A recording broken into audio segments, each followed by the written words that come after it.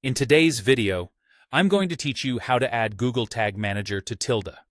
By the end, you'll know exactly where to place your GTM container ID in Tilda and how to publish the changes so your tags can start firing across your site. Start by opening your browser and searching for tilda.cc.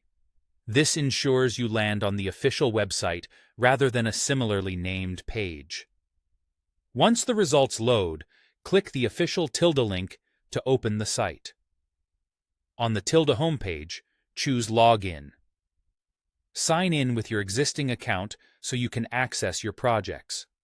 If you use a password manager, make sure it fills in the right credentials for the correct workspace. After logging in, open your project from the dashboard. Select the specific site you want to connect to Google Tag Manager. This makes sure the tracking is applied to the right property and won't affect other sites in your account. Inside your project, head to Site Settings, then open the Analytics section. This is where Tilda centralizes connections to third-party analytics and marketing tools, including Google Tag Manager, so you don't need to edit the site's code manually. Scroll down until you find the Google Tag Manager section. You'll see a field dedicated to your container ID. Have your GTM container ID ready. It typically looks like GTM XXXXXX and can be found in your Google Tag Manager workspace.